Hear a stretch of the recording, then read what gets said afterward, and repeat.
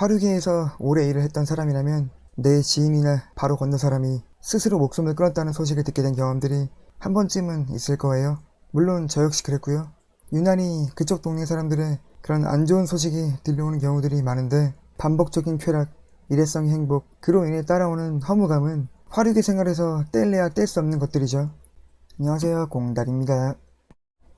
행복은 반복성이 있고 쾌락은 일회성이 있다. 자꾸 반복적인 행동을 추구하는 사람은 권태를 맞닥뜨리고, 강하고 이례적인 쾌락을 추구하는 사람은 허무를 맞이한다. 인간의 삶은 권태와 허무 사이를 끊임없이 운동하는 진자와 같다. 참을 수 없는 존재의 가벼움을 잊고 난 후, 영화평론가 이동진의 감상평. 정말 공감이 많이 가는 글인데, 그렇다면 사람이 쾌락에서 권태를 느끼면 어떻게 될까요? 술, 이성, 원나잇, 섹스, 이런 것들에 권태를 느끼면 어떤 처방이 필요할까요? 네, 오늘은 화류계 주제를 가져왔습니다. 조금은 어두운 얘기가 될 수도 있는데 해당 주제에 대해서 떠오르는 사람도 있고, 그래서 오늘은 유흥업 종사자들이 겪게 되는 허무, 권태, 공허함, 이런 것들에 대해서 얘기를 해볼 거예요.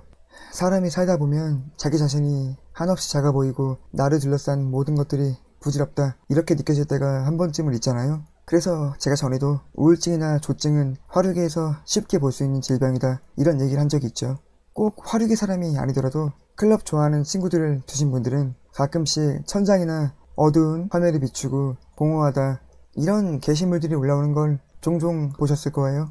사람들이 붐비는 곳에서 매력적인 이성들과 술을 마시고 얘기를 하고 육체적인 관계도 갖고 그런 가벼운 만남을 하다가 그게 끝나고 집으로 돌아왔을 때 몇 시간 전까지 있던 그 시끌벅적한 곳과는 다르게 아주 조용한 집에서 세상에 혼자 남아있는 그런 기분, 뭐 대충 그런 기분을 느꼈을 텐데, 이 얘기는 조금 있다가 마저 하도록 하고 다시 화류계 이야기로 넘어가서 화류계 사람들이 겪게 되는 공허함의 원인은 물론 뭐 여러 가지가 있겠지만, 개인적으로 가장 큰 이유 두 가지를 꼽아보자면, 첫 번째로 유사 연애에 너무 쉽게 노출되어 있다는 점, 두 번째로 너무 어린 나이에 자본주의의 맛을 맛보게 되었다는 점인 것 같아요. 이 얘기를 알아듣기 쉽게 설명해보자면, 아가씨가 배불뚝이 아빠뻘 손님과 함께 호텔에 가요. 휘황찬란한 조명과 샹들리에, 대리석 바닥, 화려한 구조물이 반겨주죠. 뷰가 아주 예쁜 수영장에 갔다가 조식도 먹고 슈퍼카에 탑승도 해보고 사진도 찍고 그래야죠. 이제 그러다 보면 어떤 생각이 드냐면, 이 좋은 것들이 이 손님을 거쳐서 나오는 게 아닌 그냥 온전히 나만의 것이었으면 좋겠다. 그리고 다음에는 이 손님이 아닌 내가 정말 좋아하는 사람, 사랑하는 사람과 함께 이곳에 와보고 싶다, 이런 생각을 안 할 수가 없거든요. 좋은 데를 가고 좋은 곳을 보고 맛있는 걸 먹으면 누구나 사랑하는 사람이 생각나잖아요. 물건이나 장소, 음식이 채워줄 수 없는 마지막 퍼즐을 채워주는 건 사람이니까요. 그리고 다시 현실로 돌아오면 내가 간접적으로 경험했던 상류층의 생활과 내 현실과의 괴리감이 더 크게 느껴지죠. 이걸 극복해 보려고 아동바동 출근하고 열심히 살아보지만 머지않아 저 세계는 내가 닿을 수 있는 곳이 아니다, 그냥 저 사람과 나는 근본이 다르구나, 이런 걸 깨닫게 됩니다. 사랑하는 사람과 다시 오고 싶다, 그때 그 기억이 떠올라서 연애를 해보려고 해도 실제로 내가 만날 수 있는 사람들은 어플에서 만난 인연, 클창들, 동종업계 호빠 선수나 관계자들밖에 없어요. 일단 이분들은 의외로 내가 정말 좋아하는 남자가 생기면 그 남자의 스펙이나 돈, 재산, 이런 건 별로 보지 않습니다. 그런 부분은 다른 손님에게서 채울 수 있는 부분이니까요. 다만 그 외모의 커트라인이 높고 대화가 통하고 생활 패턴이 나랑 맞는 사람을 찾다 보니까 결국은 클창이나 동종업계 사람들을 만나서 나땡베러, 까사, 이런 곳들을 다니는 정식 화류계 연애 코스를 밟게 되죠. 근데 여러분들도 아시다시피 이런 연애가 오래가는 경우는 드물죠. 워낙 이성들에게 많이 노출되어 있는 직업이고 주변에 널린 게 예쁘고 잘생기고 돈 많은 사람들인데, 그 유혹들을 다 뿌리치고 한 사람만 진드간이 바라보고 만나는 건 쉽지 않은 일이거든요. 간혹 정말 이런 유혹에 강한 친구들은 몇 년 동안 관계가 이어지기도 해요.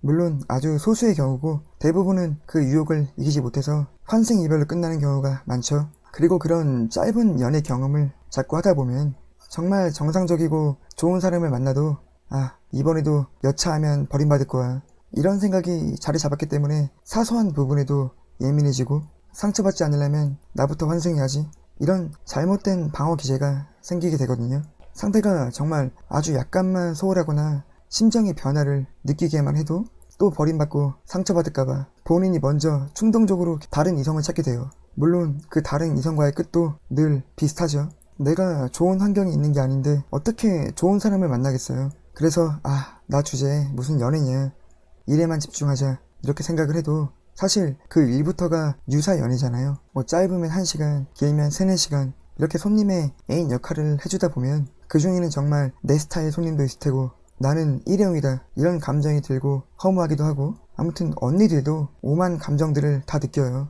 그걸 견디기 위해서 사람에게 기대거나 취미를 찾아보기도 하지만 쾌락의 중심에 있는 일을 하다 보니까 웬만한 사람에겐 흥미가 안 생기고 뭐 재밌다고 생각하는 일도 딱히 없죠. 그래서 그냥 일에 더 집중하게 되는데 이때가 많이 위험할 때거든요. 열심히 일을 해요. 근데 무슨 일이든 일을 오래 하면은 권태가 와요. 이분들이 만약에 일반적인 직장인이라면 반복적인 생활에서 온 권태를 풀 기회가 많이 있겠죠. 그냥 좀 꾸미고 클럽에 간다거나 헌팅 술집에 간다거나 하는 것도 일반인들에겐 굉장히 재밌고 쾌락에 가까운 일이거든요. 근데 화류계 사람들에겐 그 반복적인 일상이 술, 이성과의 만남, 잠자리잖아요. 그런 그 쾌락 자체에 권태를 느끼게 된다는 거죠. 쾌락에 권태를 느끼다 보면 그 허무함을 어디다 풀어야 될지 모르는 상황에 오게 되는데, 그 상황이 되면 돈을 벌어도 채워지지 않는 기분이 계속 생기고 사람을 만나라고 해도 만날 사람이 없어요. 거의 대부분이 손님 아니면 동종업계 사람들인데 내 그 가려운 부분을 긁어줄 사람이 없죠. 자꾸 반복적인 행동을 추구하는 사람은 권태를 맞닥뜨리고 강하고 이례적인 쾌락을 추구하는 사람은 허물을 맞이한다고 하는데, 이분들은 반대로 그 쾌락에서 권태를 느끼게 됩니다. 그래서 그런 기분에서 벗어나기 위해 점점 더 자극적이고 더 큰 쾌락을 찾게 되면 최악의 경우엔 법적으로 금지된 약에 손이 되는 그런 경우까지 가게 되는 거죠. 여기까지 가면 주변에 있는 정상인들, 괜찮은 사람들은 이미 본인과 손절했을 테고, 주변에는 본인과 똑같은 수준의 음지 밑바닥 약쟁이들만 남게 되는데, 그들과 어울리다 보면 나름 또 그쪽 세계가 재밌다고 느껴지거든요. 뭐든지 처음 한 번 하기가 어렵고 2번, 3번은 쉬울 텐데 그러다 보면 그 끝은 어떻게 되겠어요. 제가 너무 극단적인 케이스를 예로 들었는데, 그래서 제가 사연 보내주시는 구독자분들이나 화류계 동생들에게 늘 강조하는 이야기는 결국은 절제가 중요하다 이 말인데요. 아주 일상적이고 사소한 작은 것에 흥미를 갖되 또 거기에 너무 빠져서 에너지를 쏟지 않는 것. 저 같은 경우는 일주일에 2시간 정도는 게임을 하거든요. 요새 위쳐3라는 게임을 하는데 정말 시간 가는 줄 몰라요. 너무 재밌어서. 근데 만약 내가 그 게임을 하루에 막 10시간씩 했다면 이렇게 즐거웠을까요? 욕구라는 게 원래 그래요. 쉽게 자주 채울수록 쾌감은 줄어듭니다. 매일 마시는 술, 화려한 외모, 비교적 남들보다 쉽게 버는 돈, 남들보다 많이 할 수 있는 섹스. 겉으로 볼 땐 이렇게 화려하고 좋아 보이는 삶이 사실은 공허함에 가장 가까운 삶일 수도 있다는 걸 알려드리고 싶었습니다.